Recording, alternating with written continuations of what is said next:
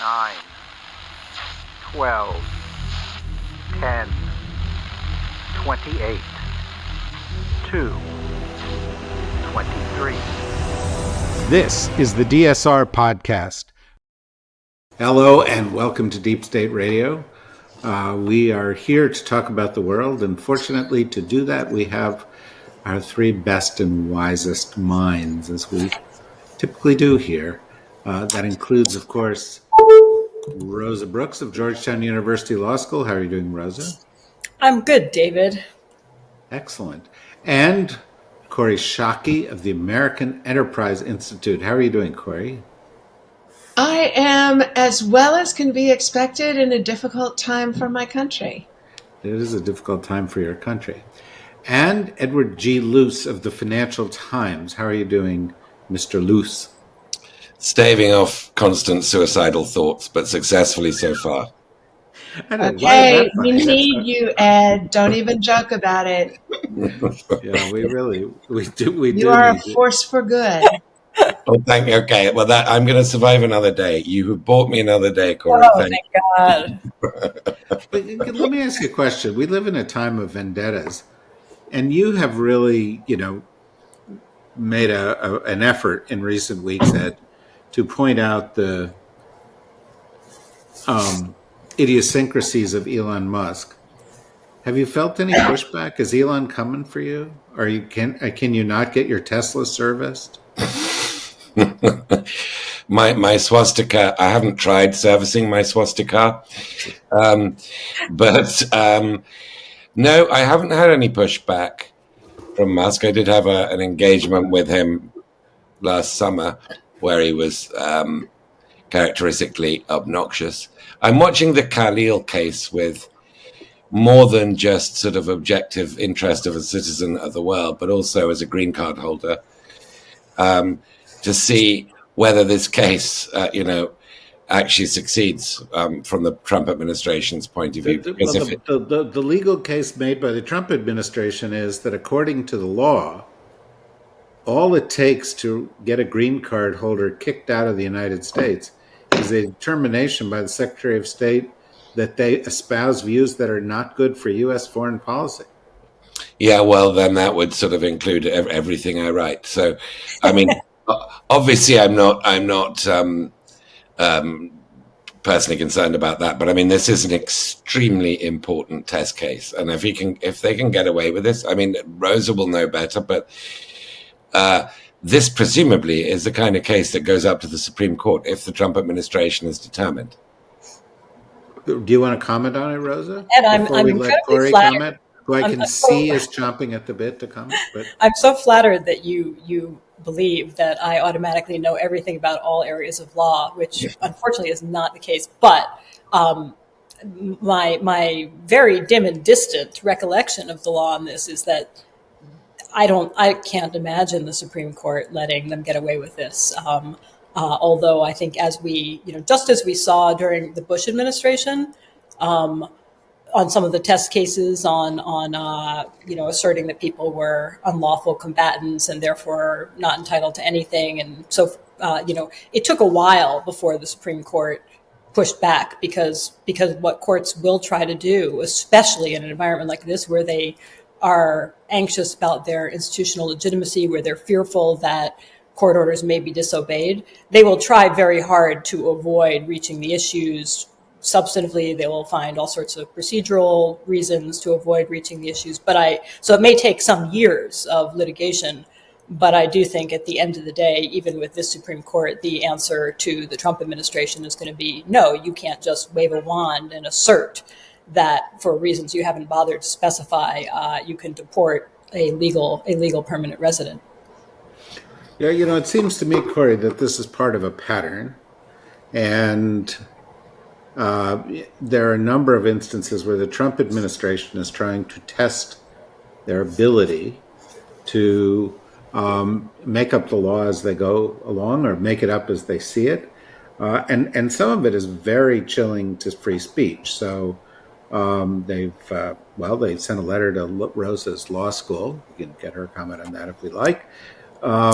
Saying that if they're engaging in DEI, they're in trouble and they're going to, go after them for that. They sent a letter to a law firm that had been affiliated with Hillary Clinton, and they said, you guys can't go in federal buildings anymore. We're not going to give you clearances anymore. They withdrew $400 million of funding from Columbia University because they didn't feel they handled protests on their campus properly. Yesterday, $800 million from Johns Hopkins. And yesterday, by the way, speaking of Ed's Tesla, Ed doesn't have a Tesla, by the way, but speaking of Ed's Tesla, they turned the White House into a Tesla showroom. But in the midst of all of this, the President of the United States said that people who, protest in front of Tesla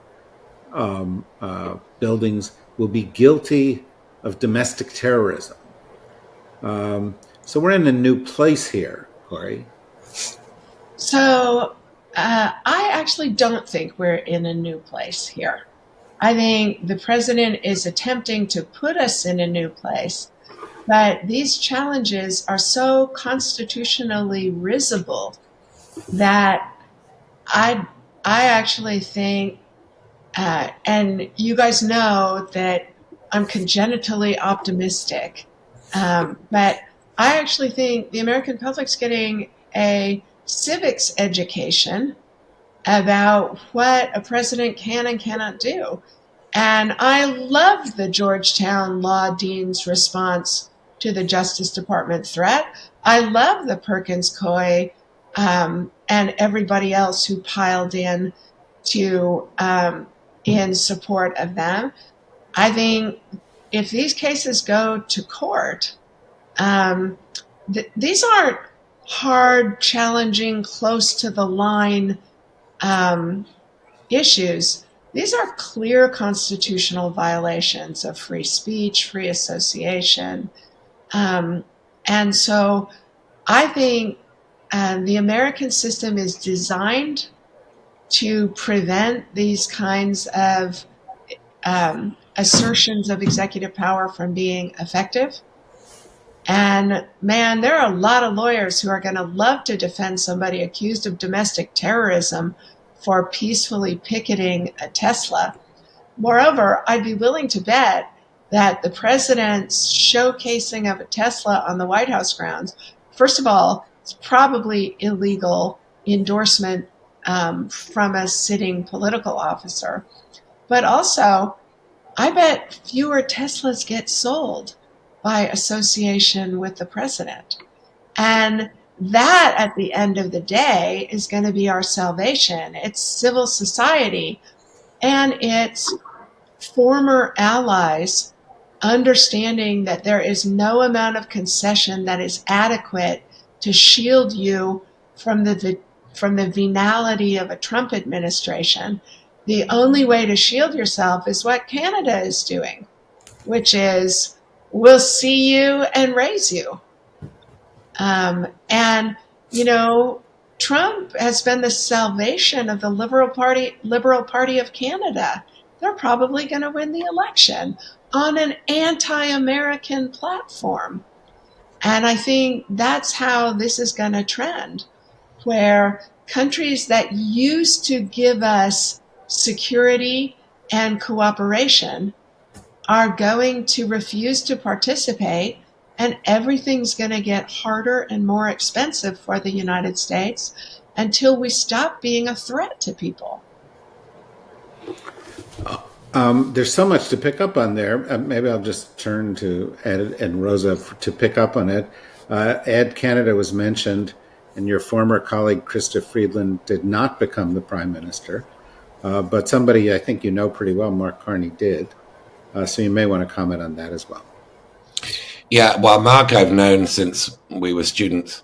He was a PhD student at Oxford.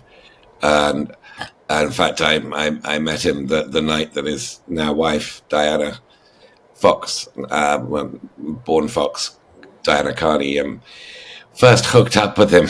So I've got the goods on Mark, if he goes wayward. I think This was a level of detail I didn't expect we'd get to here. TMI from a baby boomer, as my daughter would label that. But Are you a baby boomer? You're not a baby boomer. no, but she thinks anybody over 30 is a baby boomer, Right. or greatest generation. The moment that Mark Carney has become Prime Minister of Canada is, I think, the most dramatic moment since probably the beginning of the Second World War to be Canada's Prime Minister. There's never been a situation like this. And Mark, although he's never run for an election before, this was his first election, the leadership of election for the Liberal Party, and now it'll be swiftly followed by a general election where I hope Kori is right, will result in a Liberal victory, because Pierre Poilievre, the leader of the Canadian Conservative Party, is a Trumpian at a moment where you really do not want to be a mini-me of Trump. In fact, he's known in Canada as Skinny Trump. Skinny Trump, yeah. And he's, by contrast to Mark Carney, he's had no other experience outside of running for election. He's a sort of a lifelong political hack. Carney has been governor of two central banks of the G7, Bank of England and the Bank of Canada. He's been a successful banker, but he's also been he's a very experienced kind of technocratic figure, which is a strangely good moment to be an experienced technocratic globalist. Any other moment it probably wouldn't be, but the timing is right for him with his very, very canny sort of grasp of how the global economy works to take on this role. So I hope Kori is right and that the narrowing polls are borne out when it does come to the Canadian general election. He's never actually run for an election before. Just to Kori's more broader points, well, I agree. I have no disagreement. I just say that I don't think Trump voters are going to make up for the liberal consumers who are no longer not going to buy Teslas. But if they do, that'd be a great lesson. I saw somebody remarked that liberals should stop reading books, and then MAGA will all start reading books, and that'd be great for humanity in general. Yeah, that would be great for but I'm not going to make the joke about what kind of books they could be reading. Rosa, do you want to comment, pick up on any of the things Kori said? Just to do the thing I always do and be a little less optimistic than Kori here. I think that two things. Even though I said pretty confidently that even the Supreme Court, for instance, is going to say, no, you can't do that on deporting legal permanent residents for no obvious reason, or people treating people as domestic terrorists if they peacefully protest in front of Tesla, for God's sake. I don't feel particularly sanguine that this will somehow save us for two reasons, all of which we've talked about before. One being that as I said, this is going to take a while. Courts really don't like to wade into issues that they view as political. They really don't like to go head to head with the executive branch because they are keenly aware that they don't have an army, that their orders are effective only insofar as they can generate voluntary compliance, frankly. There's even a name for this, right? It's the avoidance cannons, that courts are supposed to try to avoid a head-on constitutional fight if they possibly can, and decide cases on other grounds, decide them based on, mootness or standing, or say they're a political question and they're just not going to weigh in, and I think we're going to see that. We're going to see all sorts of delays and procedural delays, during which time people's lives will be destroyed. Frankly, the U.S. economy and possibly the global economy is in the process of being destroyed, right? The fact that eventually I think courts will sort of say, no, we tried so hard to avoid this forever and ever. Now we can't avoid it anymore. So we're going to tell you can't do this. Might come in 2 years and it might come in 8 years. And it might be too late by the time it comes. And if it doesn't come too late, it may get ignored, right? And this is the, this is the deepest challenge that we have as a nation, that the rule of law, all those guardrails, so-called guardrails of democracy, they don't exist outside of human hearts and minds. That they work when there are enough people who are willing to fight for them, and even potentially put their own wealth, liberty, even lives at risk for them. And clearly at the moment we have a substantial portion of the country that doesn't really care about them, that is not committed to them, that doesn't believe in them, that won't fight to defend them in any of the various ways that you could fight, by protesting, by voting. That they just don't care, and I don't think the Trump administration cares, and I worry. I mean, we're actually at a really interesting moment, I think, and things could really go either way right now. Kori mentioned the terrific letter that Bill Traynor, the dean at Georgetown Law, wrote in response to the insane letter from Ed Martin, the interim U.S. attorney for Washington, D.C. It was a great letter.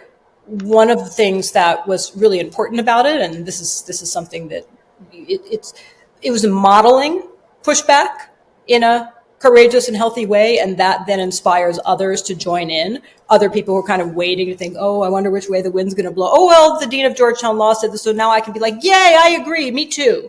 And we can start those sort of virtuous cascades.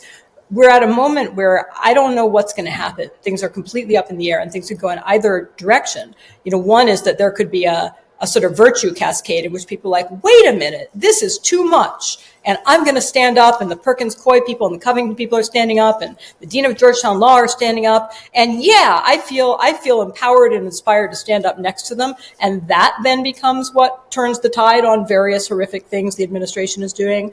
But I'm not confident of that, because the danger is the opposite. And because, Kori, when you said that you think there will be lots of lawyers really eager to defend someone accused of being a domestic terrorist for protesting peacefully in front of a Tesla, what we have been seeing is chillingly is the opposite. We've been seeing recently, especially the larger law firms being like, no, we don't want to take that on. We don't want to take that case on pro bono, precisely because of what happened to Covington and Perkins Coie, right? Because our business will collapse if you yank our security clearances, if we can't set foot in federal buildings and so on and so forth. So maybe we're just going to give this one a pass. And that's the question right now. That's the tightrope we're sort of poised on, the knife's edge. Will what we're seeing, the instances of courage and pushback, be enough to inspire a sort of virtuous cascade effect, or will the fear be the thing that predominates, and then everybody starts running away? They say, oh boy, we saw what happened to Perkins Coie, we saw what happened to Columbia University, we just gotta roll over and play dead and hope they don't notice us. And that could happen too. And if that ends up happening, then we're fucked, right? We're fucked as a country. Yeah, there's no question about that. And unfortunately, since we're all bringing up universities with which we are associated, the place I've taught the longest and that I attended, and that, frankly, 5 generations of my family have attended, Columbia, has behaved terribly. And the letter from the acting president of Columbia was precisely what we do not want to have as modeling behavior. It was really kind of bending the knee. Let me shift the conversation just a little bit, Kori, and I'm going to do this in 2 stages in our remaining moments. First, we have had news that Ukraine has accepted the terms of a U.S. proposed ceasefire. And so the U.S. is now back to providing Ukraine with intelligence and military support, theoretically. We haven't seen the consequences of that yet. But of course, the ball's in Russia's court. Russia's already said, we'll make our own decisions on all of this, and then proceeded to launch a bunch of missiles into Zelensky's hometown, which also sends some kind of a message about how they view all of this. How do you view what's gone on in Saudi Arabia? So I think the negotiations in Saudi Arabia were a good outcome for Ukraine. They got the reignition of intelligence sharing and of U.S. weapons deliveries.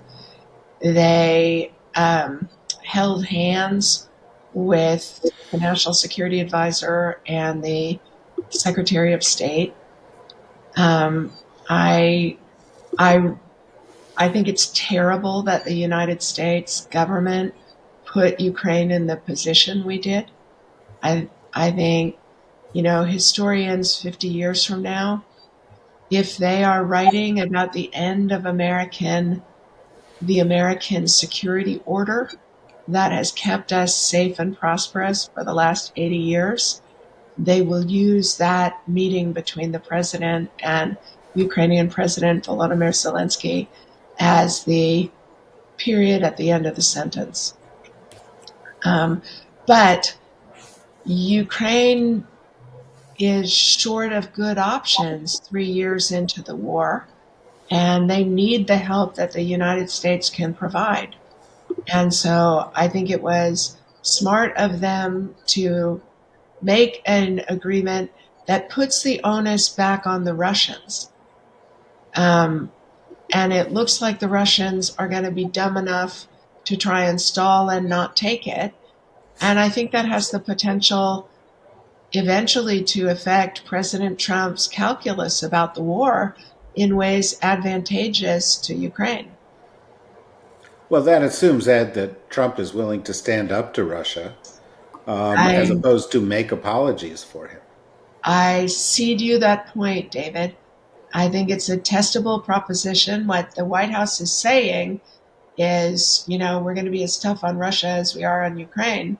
There's no evidence of that so far, but now is when it's going to be tested. Well, let me ask you, Ed, a different question on a different development, and then I'll follow this up going on from Rosa. But yesterday, we're recording this on a Wednesday, Trump announced much higher tariffs on Canada. The stock market plunged, and then yesterday afternoon, Trump said, never mind.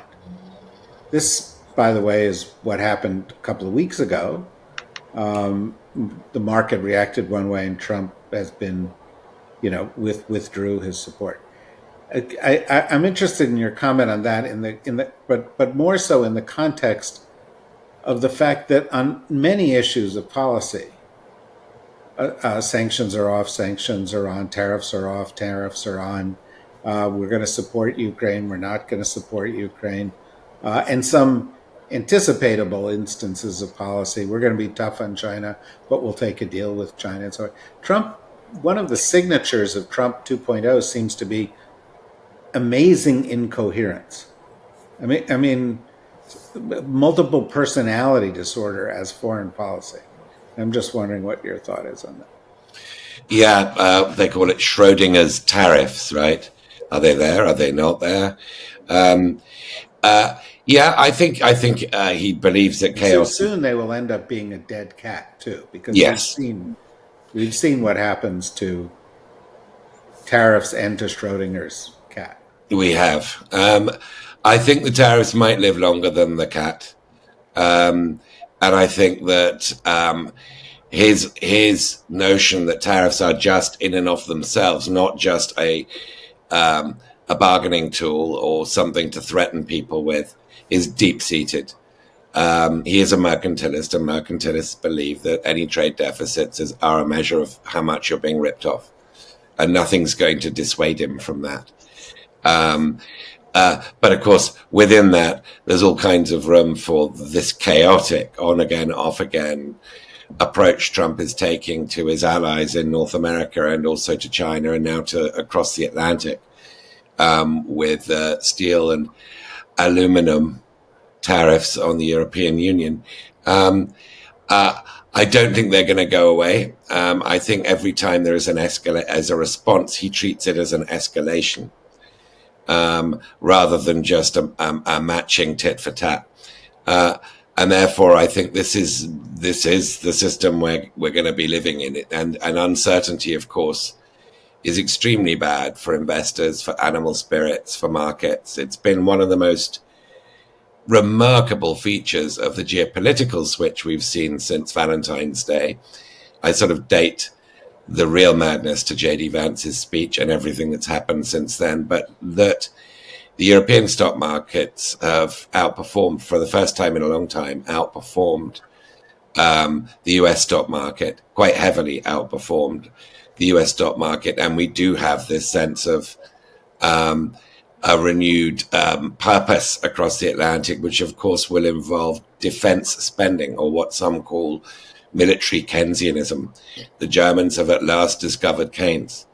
Not a moment too soon. I mean, they've been basically operating with one hand tied behind their back for decades. If that German moment has arrived, it's not just a European defense sort of renaissance we're going to see. It's a European growth renaissance, and that growth will come increasingly, not just from domestic spending on arms and infrastructure, but on striking deals with other countries like China. Europe is going to be moving, already is taking moves towards China. So that will, I imagine, result in more Trump transatlantic war noises. Let me pull the camera back a little bit and sort of wrap up with something that picks up directly what Ed said. I was having some conversations with some former diplomats, U.S. diplomats, and as much as they're concerned about, the specifics of the Trump foreign policy, there seems to be a bigger problem. And the bigger problem is that for essentially, this entire century, U.S. foreign policy has switched dramatically from Republicans to Democrats. And the oscillation has grown so that, now Trump is, we've gone from being pro-international order to against it, against Russia to for them, pro-Ukraine to against it, and so on. But the point that they made to me was, even if Trump leaves office, even with our allies, it's going to take them many, many years to ever say, well, we can count on the U.S. again. And that has some real practical consequences, because then they'll say, we need our own defenses. We may need our own nuclear weapons. We may need to, form different kinds of alliances. And, I've read over the course of the past 3 decades many books and articles about American decline. And they'll talk about income inequality, or they'll talk about one policy or another. They don't talk about the fact that the United States has become, schizophrenic. And that that perhaps the thing that will do in American leadership is that we're not a reliable partner anymore, that we're not a dependable actor one way or another. So Rosa, and then Kori, then we'll come back to Ed. Yeah, no, that's obviously right, and it's what Trump in particular has done. And he's doing it both in terms of domestic policy and U.S. foreign policy by just being completely erratic, is undermining any sense of stability or predictability. And whether you want to talk about the rule of law domestically or globally, that's a core premise of what are we even talking about when we talk about things like the rule of law?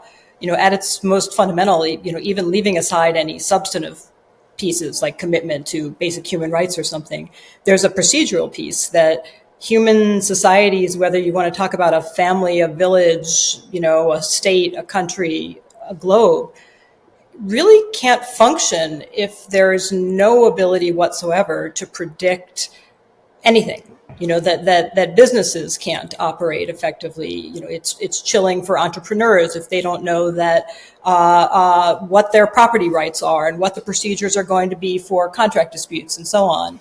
And the same is true for international law. One of the core principles of international law is that nations keep their promises. That if you say, okay, we're entering into a treaty, that you actually abide by your treaty.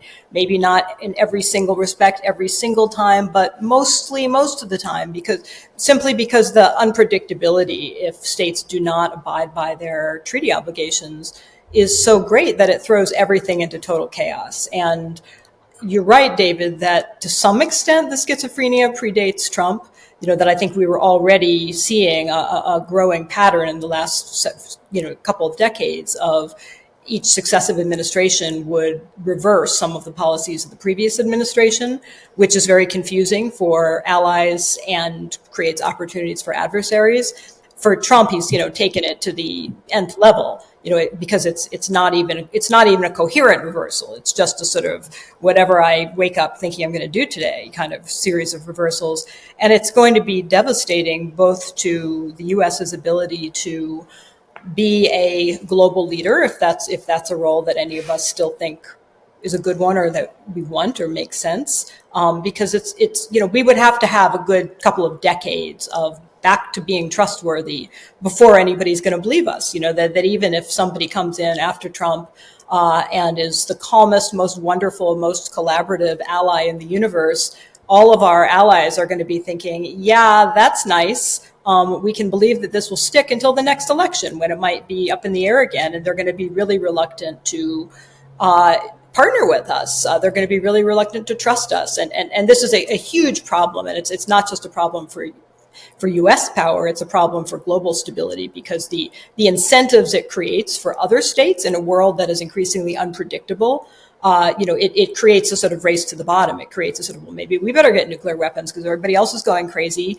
We better be able to credibly say that we could go crazy too and do real harm. And that's a terrible, terrible place to be. We know what that ends up looking like, and it's not a good place to be. The last thing I'll say, one of the, just because it sort of, my mind sort of snagged on this, the whole idea of Trump's claim that we need these tariffs because the U.S. has sort of been getting ripped off.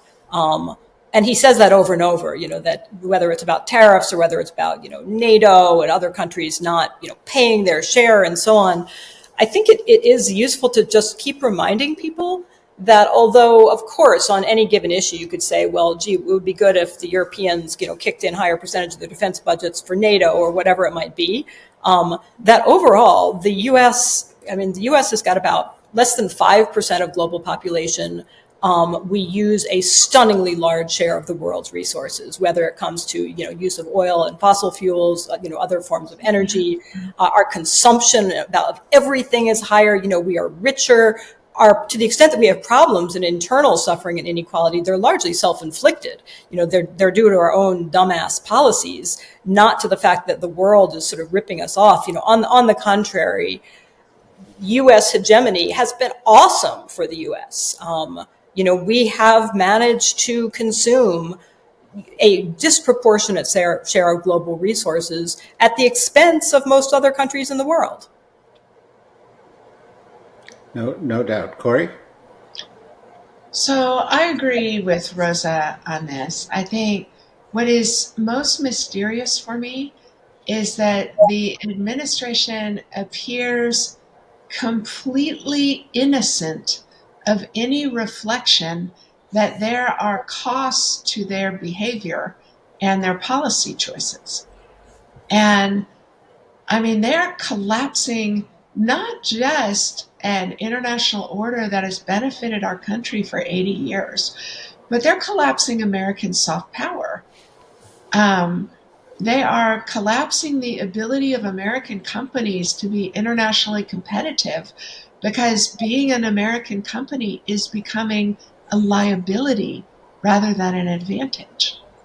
The crony capitalism and corruption of an American president choosing business winners and losers is going to corrode fundamentally confidence in the rule of law in the United States, which is our major business advantage internationally. It's not that we are a major manufacturing power that makes us successful. It's that we're a major rule of law power that makes us the place for investment and business development. And they are destroying that at a mind-bogglingly fast pace. And I agree with Rosa. They are breaking things that it will take a generation or more to restore. Well, this is what happens when narcissistic personality disorder becomes the principal driver behind foreign policy, and you've got a president who'll be 82 at the end of his term. He's going to be dead. He doesn't really care. Ed, what's your thoughts? There's that old sort of rather annoying saying, my word is my bond.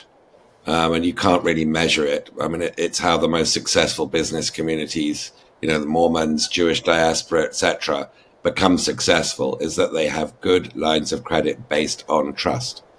And that enables people to invest and do deals and build longer term plans. And that writ large is what the US legal system has. It has the sanctity of the contract. And it has something that still a large majority of the world's population do not have access to, but rightly envy. To be unilaterally immolating that core feature, that foundational aspect of what this republic is going to produce incalculable cost, all of which I think is a way of saying I fully agree with Kori and Rosa. I don't really understand why everybody in the United States doesn't listen to every episode of Deep State Radio.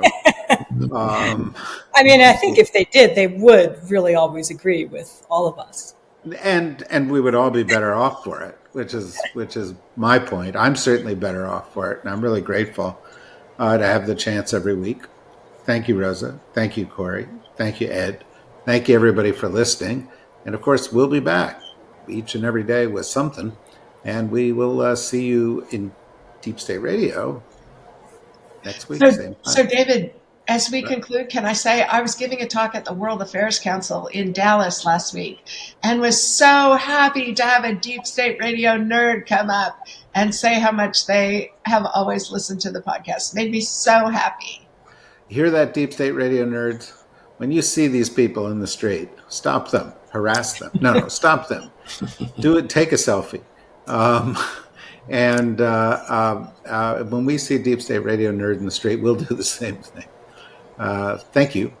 See you all. Bye.